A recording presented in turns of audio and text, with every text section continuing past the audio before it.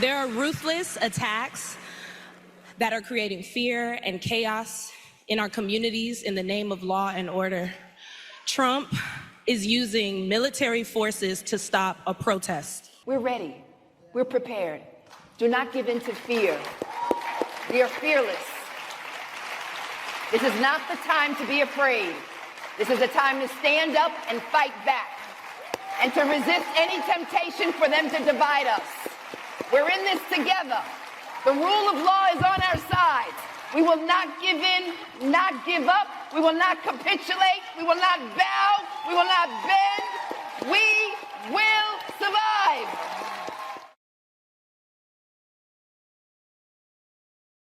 Full disclosure, I did not watch the BET Awards last night. Because I forgot that they were on. And what I normally do during award season, I didn't watch the Tonys on Sunday either. But the Tonys is just not my jam. I'm not a theater kid, you know. I was just talking with somebody off mic about how close I was to being a theater major. That first class, and only took it because it was 4 credits. That first class divorced me of any desire to be to go into theater and be with the theater people. I was like, yeah, nah, this ain't my tribe. Let me go on to English. Let me go on and major in English literature. Like I know I need to. But yeah, I didn't watch the Tonys. Usually with the BET Awards, what I'll do is record and then I'll go and probably watch maybe 15 minutes of it after I fast forward through everything to get to the parts that I like. I'm usually going to watch the opening and then get to the people that I know, artists that I know. I'm not really going to watch who won because I don't care, you know, and the tributes. So I recorded it because I forgot it was on. So I'll record it tonight and I'll watch it probably tomorrow morning. But there apparently was a Jamie Foxx tribute, and Stevie Wonder came and introduced him because you could see all of this stuff online, which is the other thing. You know, some of y'all, we only really need to have cable because we can go online and watch the stuff because people are going to put all of the clips up, and usually it's the things that you want to see anyway. So you scroll through it. But Stevie Wonder presented it to him, you know, gave the opening, and somebody said he was reading off the teleprompter, which I thought was a lot of funny Stevie Wonder jokes about how he could really see. But I don't play around with sight and hearing and things that, you know, can happen to anybody, you know.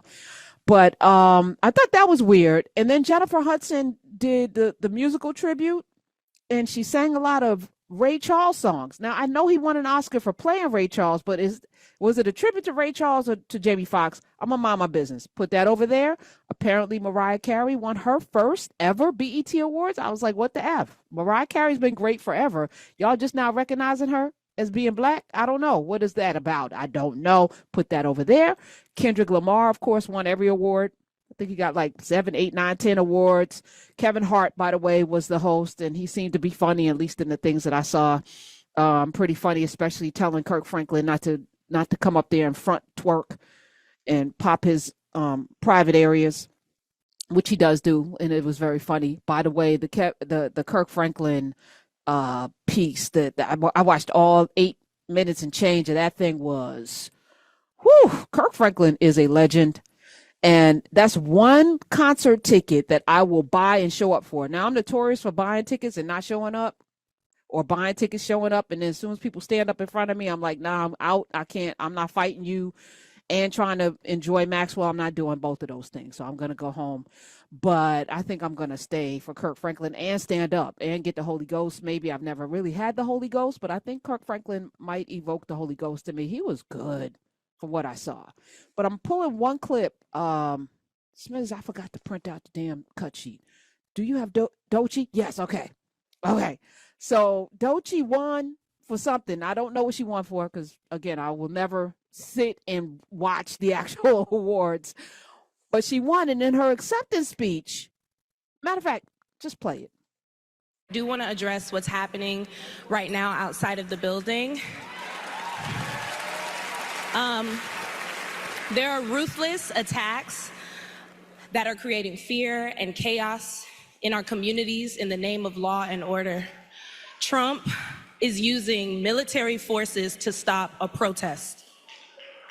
And I want y'all to consider what kind of government it appears to be when every time we exercise our democratic right to protest, the military is deployed against us. What type of government is that?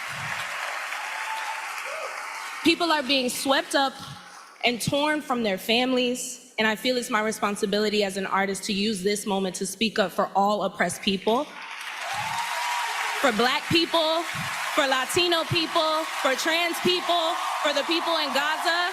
We all deserve to live in hope and not in fear, and I hope we stand together, my brothers and my sisters, against hate, and we protest against it. Thank you, BT. Yes, Doechii. Jayla Jamia Hickman, yes, from Tampa, Florida. Yes, yes, that's what you do when you have fame and a platform. And what's wild about this speech, Snoop Dogg is sitting in one of the front rows because you gave a tribute to him as well. Somebody that took money to go and validate this 34-time convicted felon, adjudicated sex offender that is now our president, sitting there with his old ass. And I'm going to say it like that because this is a young girl. She's 26 years old with enough wherewithal to understand that in this time, you don't play those games. This ain't the time to go collect a check that you apparently don't need. For what? Because somebody asked you to? No. These times are too important to validate nonsense. And what you acquiesce to is who you are. So shout out to Doechii for doing the one thing that all of those other older people in that room who've had platforms and fame and money did not have the courage or the fortitude to do in that moment. And I appreciate her. And all of the people that applauded, that sat their asses home because of Gaza. Newsflash, the ambassador to Israel announced, and that's, by the way, Sarah Huckabee Sanders' father is the ambassador, the U.S. ambassador to Israel, announced that there won't be a two-state solution. Palestine will not exist as its own sovereign land. But you cared about Gaza enough to sit your ass home. You cared so much. You sat home. You protested for Gaza. You protested. I'm going to vote third party. I'm going to vote Jill Stein. I'm going to vote Cornel West. I can't vote for Genocide Joe or Kamala Harris. And now Gaza is in rubbles. And now they're not getting aid. And the very thing that Trump's son-in-law said out of his mouth, this would make beachfront property, will probably happen. Because you didn't have the maturity or the breadth of knowledge of history to understand that, no, these are not perfect candidates and this was not a perfect choice. But you want to be able to elect somebody you can protest who won't call the Marines on you. Yeah, you want to elect somebody you can protest who's not sending your own folk, the National Guard, out when you show up. You want to vote for somebody that, no, not perfect. You push people into perfection. These people aren't your friends. They're politicians. And they move based on you, except for this person who's a tyrant and a fascist. This is what you sat home for or voted for somebody else for. Now is your time to stand up. You can still do something. Doechii, thank you. Thank you for showing us what maturity looks like. We're ready. We're prepared. Do not give in to fear. We are fearless. This is not the time to be afraid. This is a time to stand up and fight back and to resist any temptation for them to divide us. We're in this together. The rule of law is on our side. We will not give in, not give up. We will not capitulate. We will not bow. We will not bend. We will